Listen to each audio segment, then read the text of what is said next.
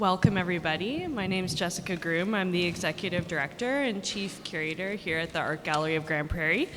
And we're very happy to see you tonight for this panel discussion of CommonOpulence wishcraft. Before we begin, I would like to start with a land acknowledgement. We acknowledge that we are located on Treaty 8 territory, the ancestral land of the sovereign Dene-za, Nihiawak, Dene, and Otipemisiwak nations. We acknowledge the many Indigenous peoples who have lived and cared for these lands for generations.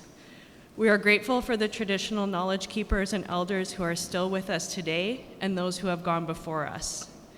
We make this acknowledgement as an act of reconciliation and gratitude. The Art Gallery of Grande Prairie also recognizes that land acknowledgements are not enough. Through our actions, we commit to truth, reconciliation, decolonization, and allyship in support of Indigenous lifeways and well-being. Tonight, we have 7 of the participating artists from CommonOpulence Wishcraft with us tonight to join me in a discussion about the residency and exhibition they made together. So, going down the line, we have Maggie Tiesenhausen.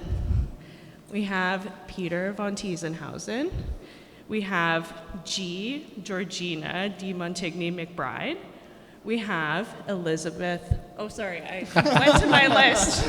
I went to my list without looking. We have Danan Lake, of course. We have Elizabeth Johnson, and we have Sophia Bartholomew, and then we have, of course, Dion Smith-Dokkie. And sadly tonight, Kristen Keegan and Yvonne Mullock will not be able to make it, but they are here in spirit and in slideshow. Yvonne has provided her thoughts on some of the questions which we have divided amongst the group in a kind of what would Yvonne say effort. So it's nice that she will take part in that way. To give a little bit of context, all of the artwork in this room was made during July and August 2025 while the participating artists were staying out in Demet on the Tiesenhausen campsite, sleeping in tents, essentially living outdoors for a month. During this time, the artists lived collectively in their tiny community working towards this exhibition and exploring a variety of working models. So my first question is specifically for Maggie and Peter. What is CommonOpulence? How did it start and why? How has it evolved over the years? And what was the focus of the residency this year?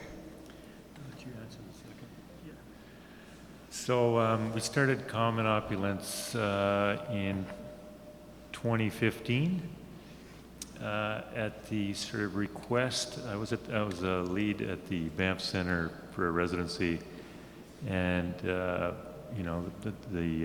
some of the participants there and some of the people that worked there were keen on trying to figure out how an artist in Demet can make a living for decades. And so they came forward and asked, like, how do you do it? I said, well, you have to save money. You have to do things with what you have. You have to be innovative with your expenditure of cash. And so you have to make all your own stuff, including your buildings and everything. And could you then, Peter, teach us how to build? I said, well, not really, but I could teach you how to put stuff together and keep the rain out. That's about it. And so we decided the first incarnation of CommonOpulence was living on the land, building a straw bale timber frame building with materials readily at hand or salvaged. And to that end, we built I think a 12-foot by 30-foot little cabin, straw bale, and over 2 years with these people. And the end result was, I think, that building, which you can totally live in. It's better than most of the pioneer buildings around here as far as insulation value. And the end result was, I think that the building cost about $2,400, including the stove. So then it was more about, gleaning food from the land, from the garden, and actually just being on the land and making it making Demet, I guess, a destination for creative people. And we built the Demet Hall before that, and now we just needed to build community around that. So that was how it started. It has changed over the years to what it is this year. Yeah, so in the past it's focused on everyone working together on some sort of like structural project, building something or learning how to make, learning specific sort of DIY building skills. And this year we decided, well, we didn't just decide, the art gallery offered also to partner with us to put this exhibition together and have all of the artists who are participating work towards having artworks ready for this exhibition. And so the skill sharing element and like learning element became sort of like just spread out and networked among people who were participating and the skills that they brought to it. And a lot of the decision making for the exhibition was also sort of like mutually decided amongst everyone. And so that was the collective project for this iteration. Did I answer the question probably? Yeah. Yep, you definitely have. So moving on to question number 2. And this one is for everybody, and I'm gonna start with Dion actually this time. And so if everybody can keep it as bite-sized as possible, because I know there's a lot of us, and we're gonna aim to go for about an hour here. Let's see how well we do. So Dion, starting with you, why did you decide to participate in the residency this year? Yeah, it was like very interesting to me. I hadn't camped in over a decade. And so it was a bit of a self-challenge where I was like, okay, I bet I can do this for a month. My parents made fun of me, and they said I would be like prey, and that I'd, get eaten and things. And so part of it was that, but then also part of it was trying to get out there and be a part of like the community here in like northern Alberta, Grande Prairie. For me, sort of 2023, 2024 were a couple of like hard years personally for me, and I ended up very burned out. So the invitation just happened to come at a time where I was trying to get oriented in my practice again and trying to connect with people again, and just came just at the right time. Yeah. I think, well, I'd never done a residency before, so that was a very like enticing opportunity, and yeah, just the challenge of camping for a month and making artwork at the same time. Danan will be answering for Danan and also for Yvonne. See if you can guess which one is which. Well, I guess I shouldn't say which is which. Well, you can. I'll start with Yvonne's. So Yvonne says that she was going to highlight the lack of communal spaces in Calgary and the fact that she works from a home studio. The residency was an opportunity to connect with artists from across Canada and beyond, and to see what might percolate, and just have an opportunity for cross-pollination of ideas and collective thinking. Myself, I finished my MFA last spring, and one of the professors there had told me to reach out to this artist who worked rurally. I'm from a rural place named Peter von Tiesenhausen, and then I did a residency at the BAM Center, and somebody there told me I should get in contact with this guy Peter von Tiesenhausen, and then he beat me to it. I got an email from him inviting me to come here, so that seemed like well, you just got to do it, got to go. I had also never done a residency before, and I just moved to the area, and I was ecstatic to be invited by Maggie, and it sounded like what they were going to be doing really aligned with my own interests.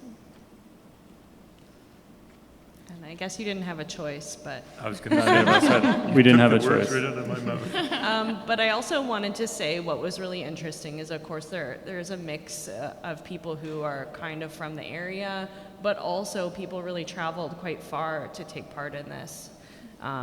So personally, I thought that was kind of remarkable. Yeah, Kristen lives in Bergen, Norway, so she made the trek out here. I've known her for a few years. She was originally from Edmonton, but now has been living there permanently. So Yeah. you had no choice, too. Maggie also, no I choice. was part of the organization of it, so if I didn't take part, it would have been kind of weird. So the next question, I'm going to be looking for volunteers amongst the artists who would like to answer this one. When and how did you decide that this show would be called Wishcraft? And can you talk a bit more about the meaning of the title? Who would like to speak to that?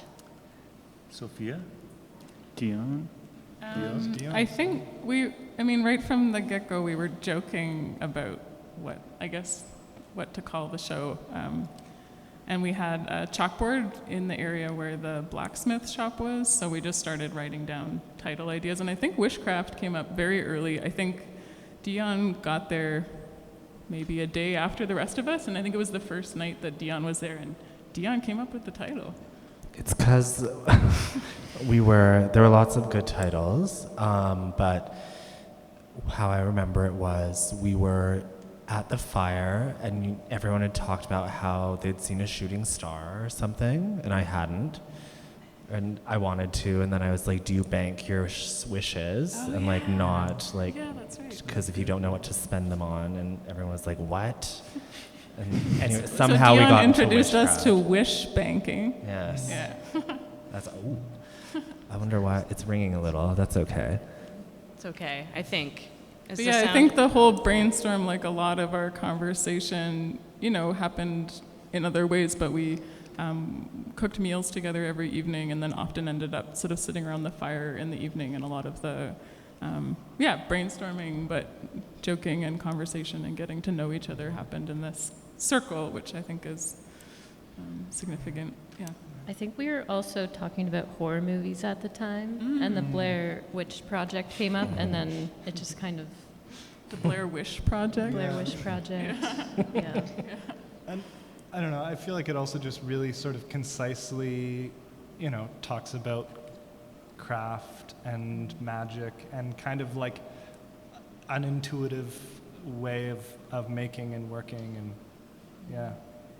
And maybe in a moment, not to be dramatic, but in everything that's going on in the world right now, I think it's easy to lose hope or to feel despair. And as artists, a lot of artists I know have these moments where you're going like, why am I, what am I doing? Like, how is this useful? But I think, dreaming and talking to each other and imagining other things is very powerful.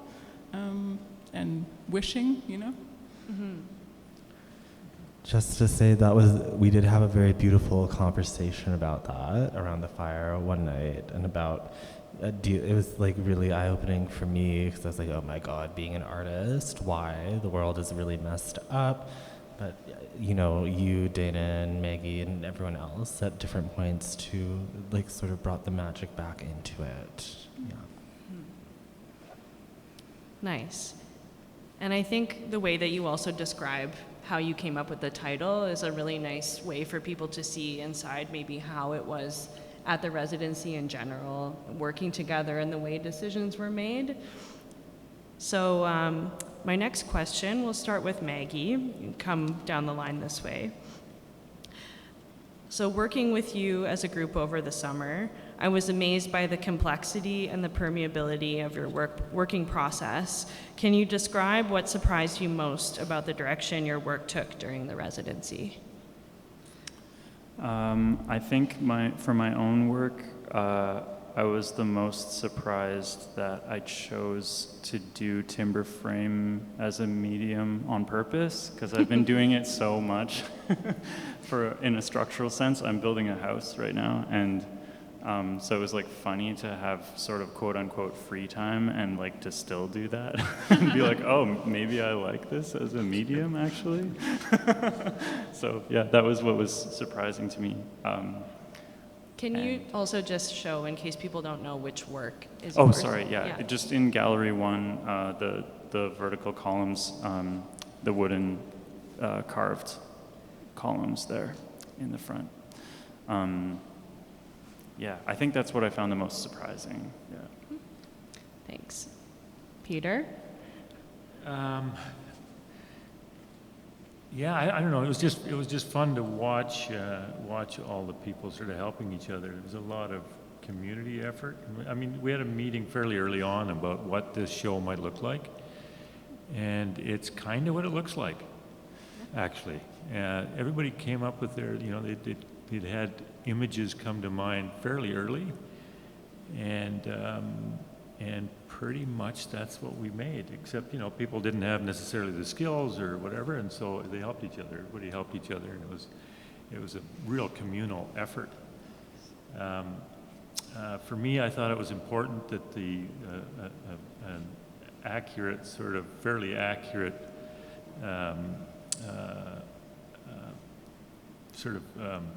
like our kitchen and our water tower is pretty much the same building as this, but we needed another one, so this was my excuse to build another one. This will go by the garden eventually, but right now it's supposed to be an artwork. But it also would house, the other things, right? Like the vats of dyes and the bells by Danan, and Yvonne's dyes and her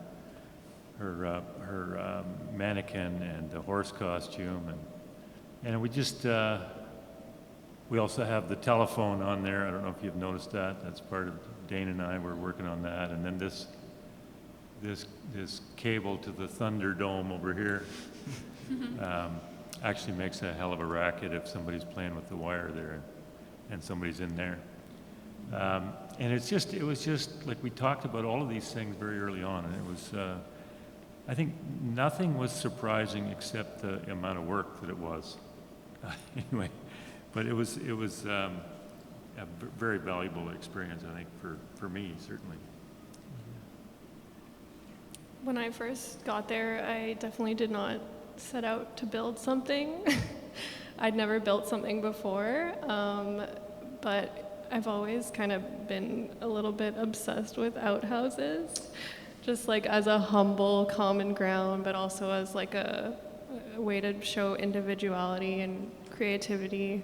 The different outhouses there were kind of inspiring to me, and I floated the idea to these two and kind of tied in well with the other structure, so I went for it.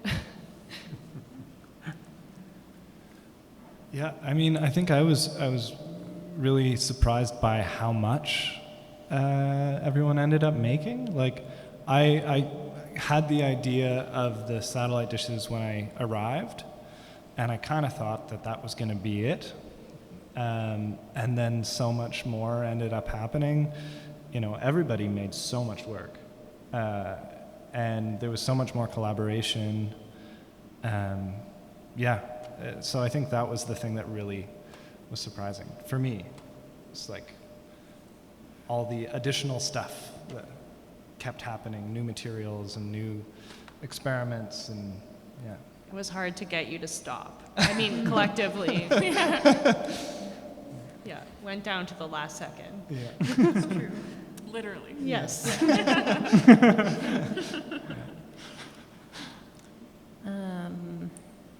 Yes, Liz? Yes. Mhm. It was what surprised us the most Yeah. about, What surprised you the most about the direction your work took? yeah. I went in with no plan, and I brought very little supplies. Normally I do textile work, mostly weaving. I thought maybe I would end up working with like plant dyes, which I guess kind of was brought into my project, which is sculpture over there. But I ended up doing wood carving, which was really fun and new to me. But yeah, I really didn't expect to end up working with wood, so. Thanks. I mean, one thing that surprised me, like Peter said, you know, everybody had these ideas very early on when we had a meeting, and sort of building consensus around everybody feeling comfortable with the placement of work, or that we weren't going to be interfering with each other's work. But the gallery surprised me. Like, I knew on paper that we had this exhibition at the Art Gallery of Grande Prairie, but I had no idea what that looked like. And we came and did a site visit really early on, and it's a huge, beautiful gallery, which I just wasn't expecting. Like, I've been to a lot of art galleries in smaller cities or similar sized cities, and it's a pretty remarkable space. So, like, one of the pieces, the first piece I focused on was covering the floor, which I've called Dirt Floor, which Lance helped me out with hugely, and Maggie, because we drove around Grande Prairie to all the furniture stores and electronic stores and asked for boxes. And then, the install crew here and the summer students were helping out, like getting all the cardboard down on the floor. So before visiting this space, I guess I didn't know that would be what I wanted to do. But yeah, I came thinking there's sort of these like hanging structures I'd been making before coming, and I didn't do that at all. And all the things I did make were so influenced by, conversations with everybody.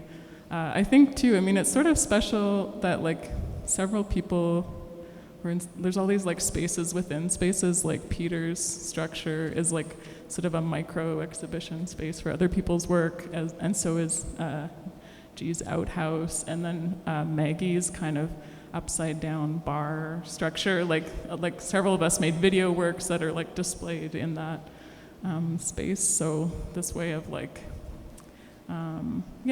these like holding each other's work was pretty special. And I mean, it's kind of an amazing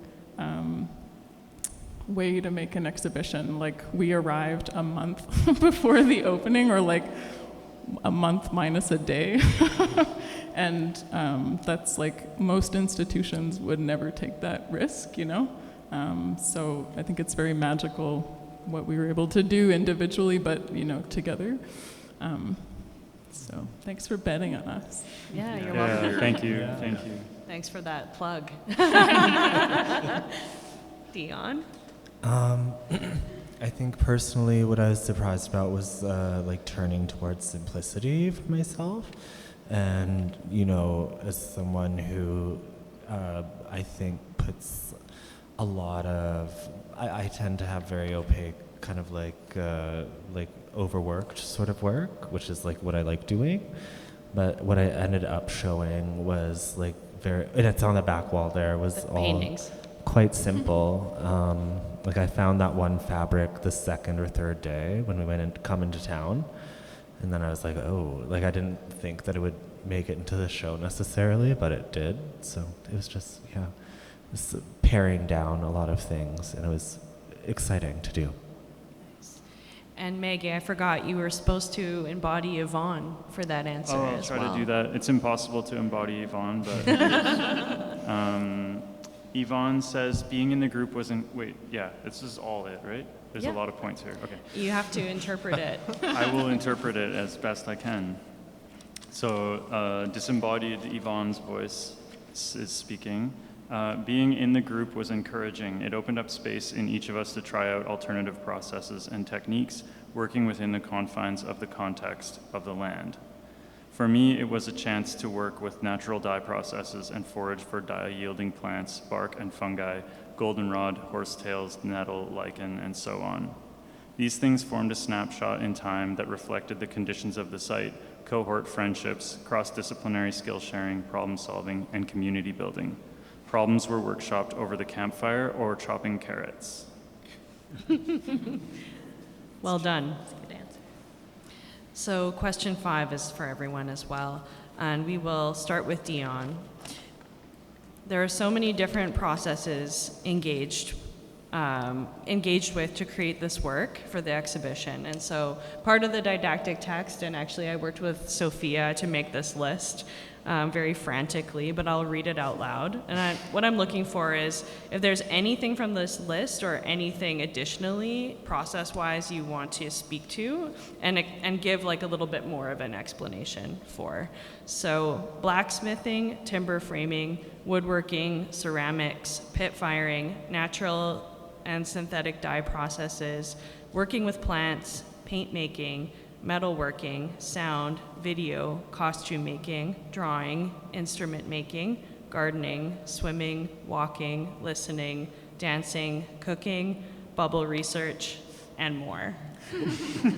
Dion, would you like to grab onto one of those and speak a little bit more about it? Sure, and then maybe after I can come back for, I'm supposed to do Yvonne's You this can turn? do Yvonne's last. Yeah, thank you. I guess paint making. All the paint up there on my pieces is paint that I made, well, partially made. More like, so I explored different chemical processes, like, you know, making like emulsions, so water and wax emulsions, making different rice paste paints and casing as well. I think the casing was the most interesting and involved, and what it involved was curdling milk and then sort of straining it and mixing in lime in order to kind of create this waterproof paint. It was like, I maybe didn't admit it at the time, but it kind of stunk, and like the works would just stay kind of damp because they were outside, so they did stink a little, but like, and but it was fine, and you know, it was, and then the bubble research I had just seen online to like add sugar and glycerin. So Yvonne and I we did play bubble a couple of times, and where you just had to keep these long lasting bubbles in the air. And so it was just interesting to see how long a bubble could go. There's smoke-filled bubbles too, I think. Yeah. I mean, that question makes me think of like all the things on the list that like aren't material processes or like aren't artistic processes, but were like really vital to the process of making the work. Like one thing I thought about after getting these questions from Jessica was sort of like the way Peter and Maggie set up this residency, where we're not just like at the Banff Center when you do a residency, it's like basically you're staying at a hotel. All your meals are cooked for you. There's cleaners who clean everything, and you're sort of divorced from all the material realities of everyday life. And sometimes, you know, this kind of like ivory tower, white cube kind of approach to art can also be very divorced from everyday life. And I felt like things like we weeded the garden or harvested vegetables from the garden, and people took turns filling the water tower that we all used. And the first person up in the morning, who wasn't Yvonne, she was always Yvonne, and did the fire to get the hot water that we all used throughout the day, and people took turns chopping wood. So there were all this sort of service that we did collectively. We all cooked meals for everybody, like everybody for the most part cooked a couple of the meals. And I don't know, we had to go off site to a laundromat to do laundry. There were all these like, in art practice, it's like there's the time when you're actually making, and then there's all this other thinking that you do. And sometimes, you know, the best ideas come to you when you're doing the dishes or something, right? So both in terms of like communal life, like fostering connection between us, but also I think like keeping our making grounded and ourselves grounded in like the necessities of like eating and sleeping and talking and walking, and I don't know, that was, I thought, very different than other residencies that I've done. Yeah. Liz? I'm going to speak about listening. I think that one jumped out to me the most. Yeah, as I said, I went into the residency without a plan or many supplies, and I didn't know what to expect. And And then it was maybe like the second week that I found this piece of tamarack wood in the wood pile. And I didn't know what type of wood it was, but the coloring of it and something about it just spoke to me. Yeah, and I think just being in the woods was like really generative for the piece, and yeah, what I ended up making and collaborating on with people. Yeah, I've been living in Montreal for the past 9 years, and it's like a noisy, busy place. So just being somewhere quiet and having space to, I don't know, breathe was really nice. I mean, I think a lot of the processes that I was engaged with broke the silence a little bit. Yeah, that's true. I tuned it out. A lot of hitting metal with hammers. Blacksmithing and then the satellite dishes also. I was sort of exiled into I had a spot off in the woods a little ways because it just involved hitting the satellite dishes with a die and a hammer, many thousands of times from the front and then from the back and then from the front and from the back. Danan worked in camp for one day. Yeah, not even, like an hour. And I was like, yeah, no, I'll go. Yeah, so, I was a bit of a woodpecker, for sure. He's very fortunate that he's a nice guy. I think for me with the building, the scavenging part was really interesting and a lot of fun because using what you have kind of puts you within parameters where you're not getting overwhelmed, and I found finding different materials sometimes ended up being kind of serendipitous in the way they fit, and then in that way kind of influencing the design of what I was building too. Yeah. Yeah, so we discouraged getting materials, like going to buy materials. Make your own or find what you can. And one day Danan comes up to me and he says, do you have a spatula? And I went, no, I don't have a spatula. Figured out. So the next day I came back and I guess he'd been up for a couple hours that night and made a spatula out of a railroad spike. And it is. We were all sitting around the fire going, what is Danan doing? He's got the forge fired up and he's pounding on this railroad spike. And I'm going like, I mean, he tells me he's not a blacksmith, but then he comes out with this spatula, which is on the inside of that post, the first northeastern post. You can see it. I actually put it in the show because I thought it was a valid part of this exhibition. And there's a raw spike on the other post to give you a sense of what that's about. And then I said, wow, that is a really nice spatula. And they used it for the rest of the month. He made another one he said was slightly better, but took it home. But the next night he said, these knives here that we have in the kitchen are not very good, eh? I went, yeah, but they're what we have, so, tough. And so he took a railroad spike and he made like this amazing frickin' knife that I cut myself on twice just doing the dishes. So I did do the dishes twice. And the other thing was, I think that's really was crucial to the success of this residency was that everybody was, everybody was obligated to make at least 2 meals for everybody else, and they had to buy the groceries for that, and that's how we could keep our costs down. And the result was that we ate like absolute royalty. In that everybody, I think, made their favorite 2 dishes, right? So you always had these amazing meals, and there was always enough, and it was incredible experience. So I don't know what else I was going to say. That's it. Damn, I was going to talk about cooking. You go ahead.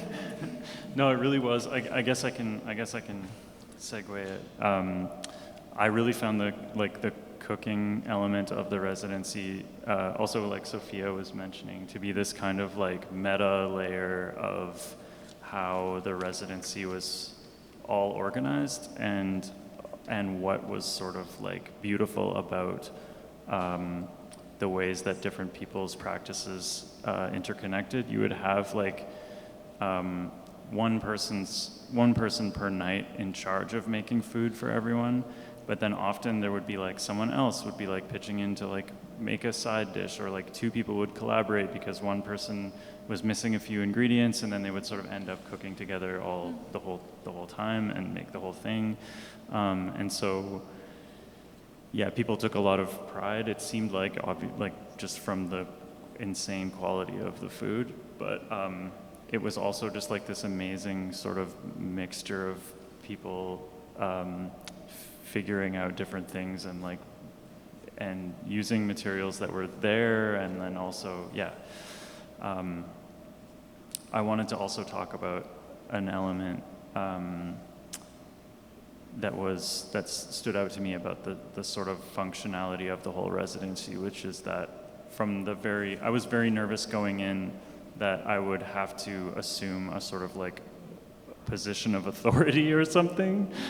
I really didn't want to feel like that was going to be the case, and like immediately as soon as everyone arrived and the residency sort of got underway, this like beautiful decision-making process sort of just appeared, where there was a lot of discussion, consensus sort of just became the way that decisions were made, and people just like helped each other, cared about each other. People made space for each other in conversation, so people weren't getting steamrolled. It was like very like negotiated and like balanced, or at least that was my experience of it. It was like I think it was like a way of group decision making that I have very rarely seen before, and it was amazing. And so Yvonne, interpreting what she said and wrote, I'd like to draw your attention to the horse and then the puppet over there. And so Yvonne wanted to talk about her experience working with dyes. And so what she was really interested in with these two works was going beyond sort of the dye and into the kind of performance aspect of each. The horse, in which Sophia and I performed, we were running around the gallery. I was trying to step on people's toes. And then the puppet, which if you've gone to the exhibition, you know you can pull and kind of make dance and control. And so I think, just to kind of tie it to what we were talking about with like community and communal kind of like being, something she wanted to draw out was sort of with this transparent horse as two people, you know, talking about the illusion of like being alone, or the pressures of like being, you know, of having to put on an illusion, which sort of fell away during this residency. And I don't know, like seeing her words now, it's interesting to just kind of see the puppetry and performance as a nice little moment of contrast. Of course, she she did design and sew both those garments and dyed them with like beetroot and rhubarb leaf, lichen and birch bark as well. And so, yeah, I think that maybe sums it up. Mm-hmm. Yeah. Well done. So for the next question, I'll be looking for a couple of volunteers to go first. One of the key elements explored through this residency and approach for this work is that of community, and I know, Maggie, you really spoke to that just now. But can you explain from your point of view the importance and meaning of community in this context and in the broader context of the arts? Is there anyone who wants to speak to that first? I would. I guess I'll just keep going on my rant, but Something that makes me think about is that, and I'd like anyone else to respond to this also if you feel like it, because it's kind of like, I don't want to be speaking for the community aspect of everything by myself, but... the community was great. Yeah, just me over and over again only. I guess what it makes me think of is that, like, in the sort of expanded world outside of this residency and yeah, maybe just that in general, but also like the art world, I feel like community is a word that just gets like sort of thrown around a lot, and there is a sort of element of the conversation about community that has become sort of like yeah, just a kind of intense word. And we sort of have been seeing a lot of like, or I guess, what else would I say about this? In an urban setting, in a more urban setting, I feel like community is this like extremely complicated thing that is like constantly being like tweaked, and there's all this sort of like information in it. And for me, at least, my experience of this was, it was a really good reminder that like at the basis of all of that like sort of intellectual, intense stuff, there's just like really, really simple actions, like just the act of cooking with one another, just the act of like chopping firewood, just the weeding of the garden, or like the discussions around the fire. It's just like, they're actually super extremely simple things, and they, it's good to be reminded of that, because I think it can be a kind of intense like concept to think about. That's my personal response to that. Yeah, I think you know, like everybody participated. They sort of noticed, you know, that okay, if I don't light a fire in the hot water tank, it's going to be cold showers and you know, grease sticking to the dishes. And I just, you know, noticed that, you know, myself being part of that as well. Just like if the fire was out, that somebody would stoke it up. And there was always somebody chopping wood, and there was always somebody making a fire, and there was always smoke on the place, and also lots of cigarettes. But I did quit smoking the day they all left. But no, it was I mean, it was a real community effort. And, you know, somebody would ask at some point during the day, like, okay, so who's cooking tonight? And, you know, if there was always somebody, oh, I think it's my turn or whatever. And then we'd pitch in. But it was a really nice example. Now, does it work for longer than a month? Well, we'll see. I mean, this was, you know, the weather wasn't always perfect. Sometimes it was cold, and people were sleeping in tents, and you know, the shower is exposed to the outside air, and it's outhouses, and people had to dig their own outhouse holes. And, as a group effort, I don't know if that there's a shot of Lance dead beside the hole that they're digging. So I don't know if that showed up yet. Oh yeah. Anyway. It showed up. It's okay. Anyway, that was just Lance's idea. It was improv, I guess. We were digging a hole, and he showed up and played the best dead guy that you ever saw, like within seconds. But anyway, no, it was a really vibrant community, and it was a supportive community. There wasn't a lot of, like, there was no real problems, right?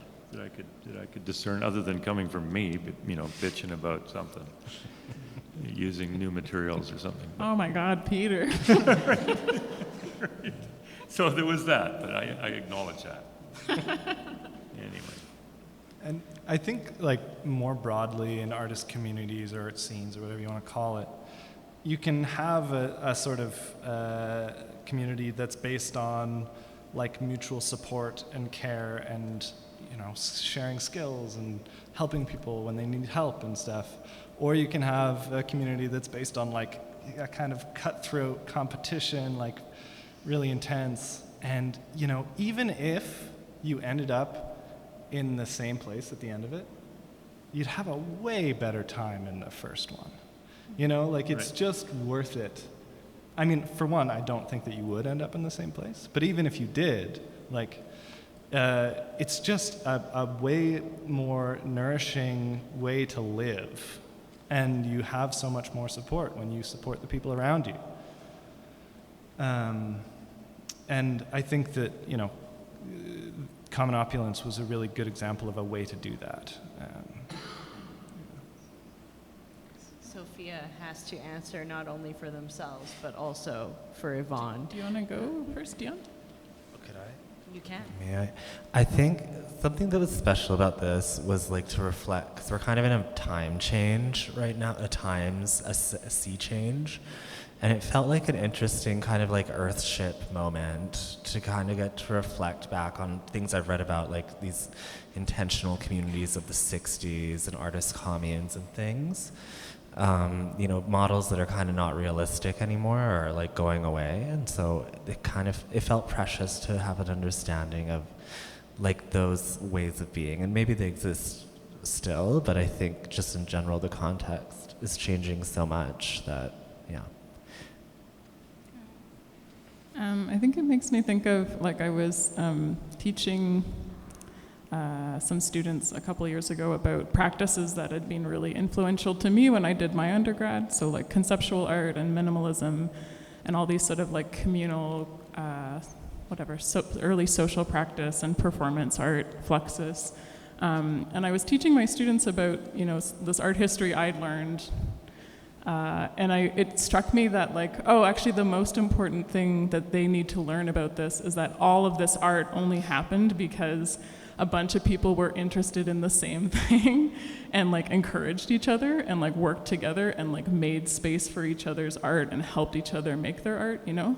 That sometimes the way we learn about art in school can be, or in its, you know, museums can be like, oh, it's this like singular genius, but any one of those people only did what they did in a community context. Like things only happen together. So yeah, this felt like a good reminder and activation of that. I think it was interesting on my way here, like I took a shared car to the airport, flying here a couple days ago, yesterday, I don't know. But the two guys, the driver and the other guy in the cab, were talking about how people are on their phones all the time now. They don't talk to each other. Like one of them is a proprietor of a restaurant, and the other guy is this guy who drives shared cars out to the airport. And he just said, like, since COVID, that they really noticed, like, people even more than in this really dramatic way, people aren't talking to each other and don't know how to talk to each other. And like the friends I've had, or friends of mine, we've talked about, like, since COVID, you know, I know I was living by myself through all the lockdowns. A lot of people I knew were. And when I was, like, reintroduced to socializing with people in person, I felt like, what? Like, is this how you talk? Like, I felt so anxious and weird, like, trying to have group conversations, because, like, you know, I talked to people over Zoom, but it was just this totally different thing. And my friends and I were talking about it like, oh, it's this muscle that we've had, and then for whatever, you know, for many people, it was almost 2 years of relative isolation where that muscle really atrophied. And I think for me, yeah, like, the importance of working with other people in this kind of way is also to, like, build capacity to be with other people and talk to other people and not always agree about everything, or I don't know, like thinking about, yeah, these practices, or the way these practices are like a muscle that if we don't use it and we don't practice it, then it disappears. Okay. That was me. And this is Yvonne. So Yvonne's talking about, the way we were a hive mind. I think at one point we sort of talked about the way, you know, I mean, when you're with other people, you kind of regulate together, and just sort of felt like we became a single organism, sort of, sometimes, you know? So yeah, hive mind, like brainstorming, everybody's work influenced by each other, and problem solving together, and the way that flavored everything we were doing. And then seeing other people's work being made in real time. I know for me, I thought of like, as a student, like you go to the library just partly for like the peer pressure of like everyone else is working, so you have to work. And I felt like in just working alongside each other, we sort of egged each other on a little bit too. And you become really invested in each other's work and each other's processes. So Yvonne says, everyone's slow production becomes like your own successes and your own failures, like everybody's experiments. Yeah, you're like invested in them. And Yvonne's work on this wall, the portraits that she shot of us, the work's called Rest Never Sleeps. And I think it's a brilliant work in this way of kind of imaging us as a community, especially as a group of people who mostly didn't want to have their picture taken. But I think she mentions also, there's a Canadian artist, Carol Sawyer, who does some similarly obscured portraits. And the rhubarb, is like something that's growing on the property that we ate later, So like a portrait of us, but a portrait of this like larger system that we were a part of and like making work from. Is there anybody else who wants to speak to that question? There are a few like moments from the residency that really stick out to me in terms of really feeling within like part of a community. I hope you don't mind that there was one night that, so sleeping in tents, it can get a little freaky. And we got a text message in the group chat about hearing a large animal pass by the tent. And immediately we were all around the fire, but we all just like sprung up and like some of us grabbed, I don't know, there was like an axe in Maggie's hand and like bear spray, air horns. We came prepared and we all just like immediately marched up to the field to G's tent where G was inside, fearful, and we were just ready to take on a bear for G. And I was so scared and I had to pee so bad. And they rescued me. It was really cute. So those moments of just like, being ready to care for each other were really special. It's about 300 meters up to the campsite from the fire, so it's a bit of a jaunt through the bush, too. That's awesome, I did have one more question, but actually I think we have kind of spoken to it already. So at this time, with it having been an hour, I would like to open it up to the audience for questions for the group. And if there aren't any, I'm going to ask my last question. Eileen?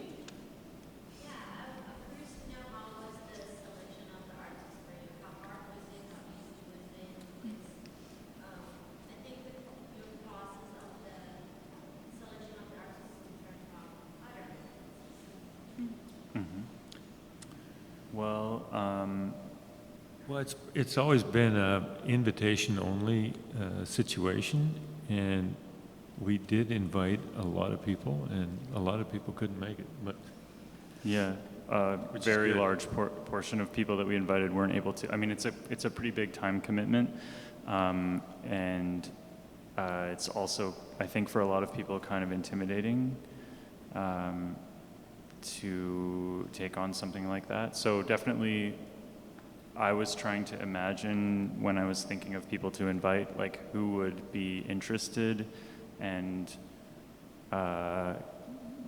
benefit from this sort of challenge of living outside. And I didn't know all of the people that I invited. I tried not to do that, not to invite people I already, like only people I already knew. I wanted to, I guess it was like a kind of complicated balance in terms of what the criteria were for people that I would invite. But I think that was like a main thing, is like, who who would want to come here and like who would benefit from living and working in this way amongst other people. But yeah, a lot of people that I invited said no. So Yeah, we were actually getting down to the wire there, going like, yeah, well, maybe we should just phone our friends, because. But no, it was great. I mean, the way it ended up was kind of perfect. Everybody got something out of it, and I think, we built a community that now spans, well, right to Bergen, Norway, I guess, and it expands. It lives on, like, I think it like, I know the last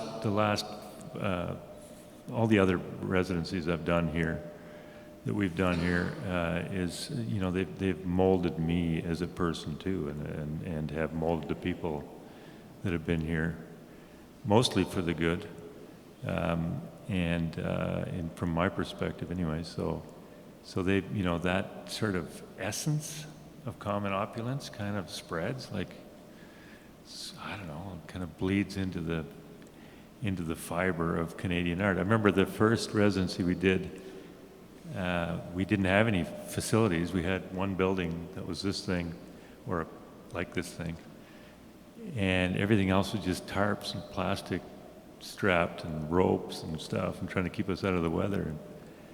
And then there was the RBC painting prize that somebody got shortlisted for, and it was a painting of the tarp from CommonOpulence, but not by one of the residents. Way. Yeah. Arabella Campbell? Yeah, I'm not sure who it was, but I just remember, was. like, it was so obviously our plastic tarp from CommonOpulence. Like, I did not know that. yeah.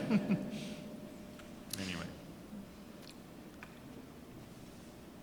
Questions, Gary?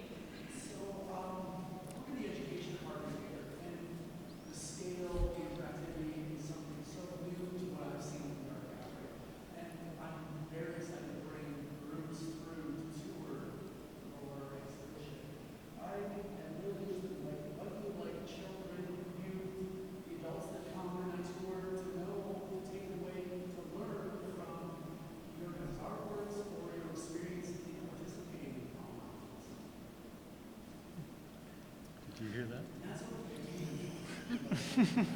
So, okay, the question was, in terms of the education department at the gallery, when you're touring younger visitors through the space, what's something that the artist could speak to that would be good kind of takeaway points for those younger visitors?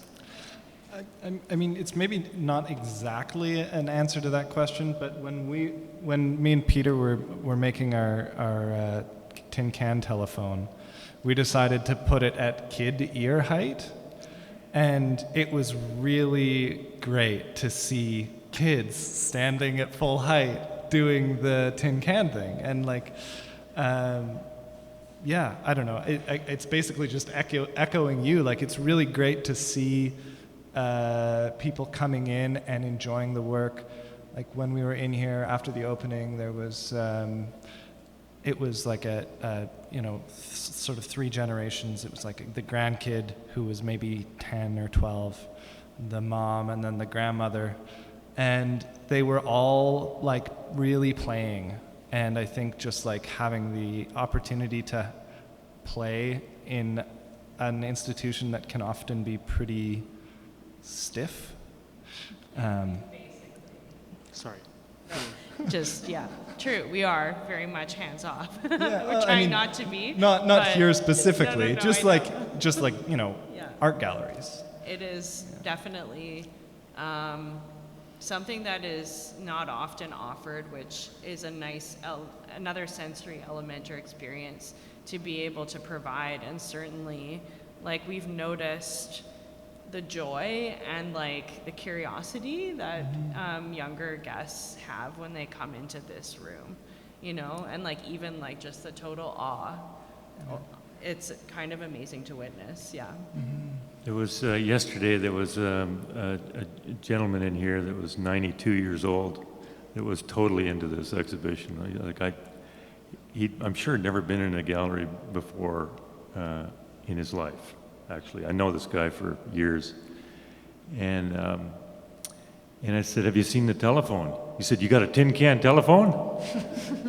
And then, you know, he could relate to the outhouse, you know, and he said, well, you know, when you get the catalog, you got to crinkle it up and rub it for a while so it gets soft, right? And it's the only thing missing in there is the catalog. And it was, you know, certain aspects of his childhood that echoed through mine and through my kids, and like even to the little kids that were here at the opening. You know, these will be memories, I think, that will be still with them when they're 92 years old, you know? Yeah, so he goes in and tells me all kinds of stories about, you know, guys using the outhouse and on the work site, and how if they were in there too long, you'd throw rocks at it. And, I mean, there's glass, I don't know. Anyway, it's just, it's a really, it was a playful residency, and it's a playful exhibition, which I'm really happy about. And the you know, that playfulness dwells in each and every one of the people here, and hopefully it resonates to the audience.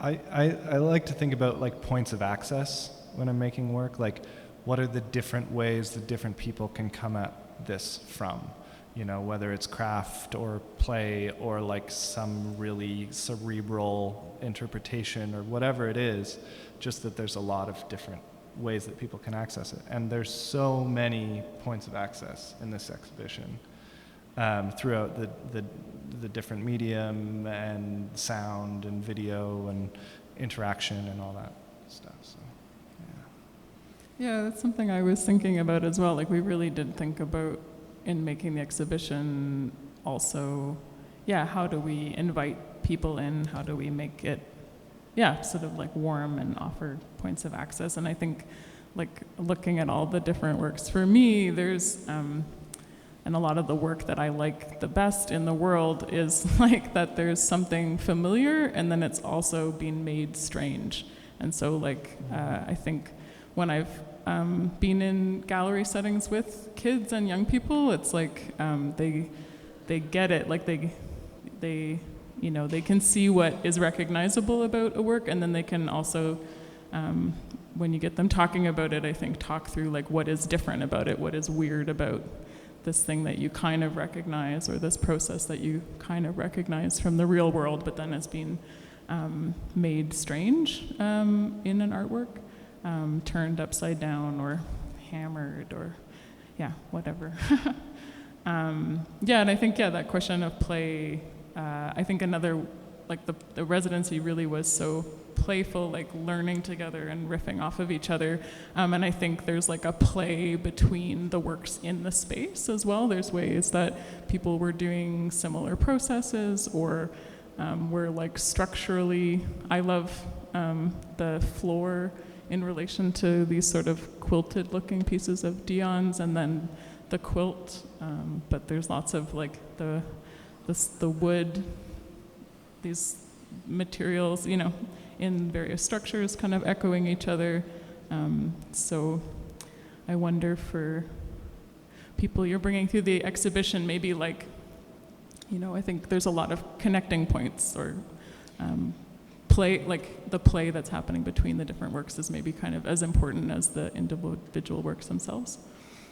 And I think it's crucial that you allow people to, or encourage them to play. Like I was in the outhouse, this outhouse, during the I guess it was a different day, but or just before setup or something. And somebody was pushing this figure along this wire, and it was just screeching crazy loud. And we hadn't actually tried that I remember. It was like, oh, so that makes a crazy sound. Like, I encourage you to try it, maybe when I'm not in here, because it is annoying as hell.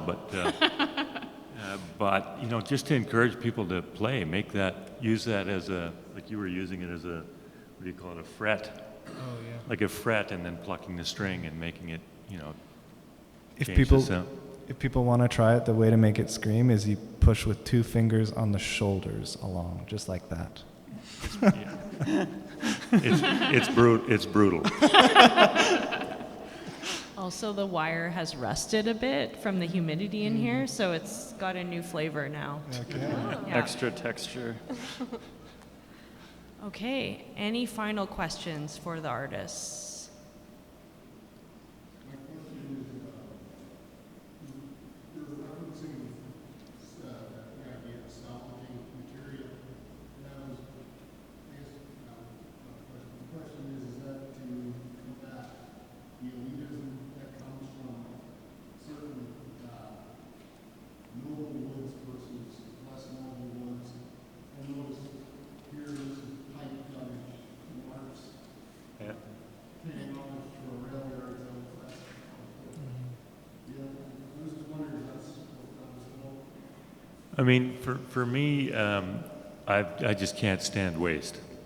So I have made, so many of the things, whether it's in my house or on the land or any structure we need, has always been made out of, if I can get it, salvage stuff. And first of all, it's cheaper to do it. It's more labor intensive. I mean, Maggie will tell you about his house, how we've salvaged stuff and probably shouldn't have, because it's taking, it's certainly not a cheaper way to go. But for me, it's a respect for this stuff. Like, I got a load of that stuff dumped at my place, which I will never do again. I will never do it again. But there was just enough of salvageable that we could use for this building, and we didn't have to buy anything. So I think it is partially about my resistance to elitism, for sure. I mean, on some level, right? You can make things. You don't have to buy things. But it comes from just this need to not throw stuff away. I'm a hoarder a bit, but I should probably make things into stuff after I've hoarded. So I go to the dump, I usually come back with more stuff. But then you have to make it into stuff, so that's why I got so much stuff. I think I've thought about it. I mean, before coming to the residency, for me, I've been interested in working with like scrap and salvaged material, and for me, like my mother's family is in rural northwestern Ontario, and it was the time I was had been doing one kind of work, like a lot of performance artwork, and I couldn't make that work anymore, and I was spending time living with my grandmother, and I lived with her on and off through my adult life, and I just had such a respect for like her ways of knowing, and having been really like in the art world. And it was like when I was there, I was writing an essay about an artist who was like the same age as my grandmother, and I was just thinking about like all of her practices and her ways of knowing being sort of invisible. Like the artist I was writing about, who's a painter, I also really respect his practice. But for me, at that turning point in my practice, like carrying forward her ways of knowing, which are sort of these like rural domestic ways of knowing, that felt really vital to make them visible and hold them up. And in this moment of like climate crisis as well, like I have a lot less anxiety about making and playing and because a lot of work is like making mistakes, trying something and it doesn't work. And if like the thing I'm working with like literally came out of a dumpster, then it's like okay for me to put it back in the dumpster. That's like I've like interrupted its life slightly. But I know when I was in my undergrad, I had so much like guilt about using all these new materials. So that's a piece of it for me as well. And I think there's something probably everybody in this room recognizes about sort of like rural knowledge systems. Like I think there's a lot of rural ways of knowing, including like piling, junk piles is sort of like, those are all sort of these systems of knowing and that are sort of illegible, I think, to people in cities, and it just seems like mess, but it's really like a practice and a knowledge and a way of working. Like I know in rural northwestern Ontario where my family is, like it's necessity, you know, poverty, why people save things and reuse them, but it's also like you're so far from the store where you can get the thing, so you save the stuff in case you might need this one part later. Yeah. We were very fortunate to have a perma garage sale right across the highway. So we, you know, I don't know how many thousands of dollars of stuff I bought over there, but drag it across the highway. Basically, I have most of Wally and Florence's stuff. Toilet seat in there. Toilet seat is from There's there. a lot in the show that's from Wally and Florence's. The speakers on the column are from over there. That's right. Yeah. That one of those dishes, at least one of those dishes, is out of a dumpster at the dump, where I thought the guy didn't see me take it out of it. Like I had to jump down into the thing and get it out because I knew he wanted one, and so I got out and as I left, I said, "Hey, buddy, I'm sorry. You know, I did salvage something." He says, "I know. I saw you. I don't miss a thing."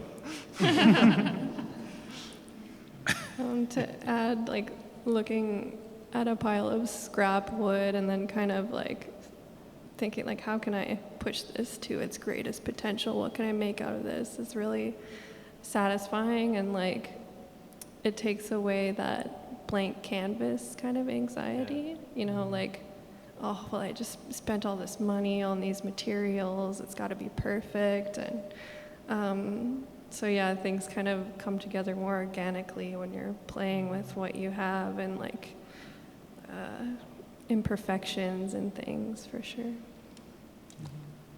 Yeah. Thanks for that question. I think that was a great place to end.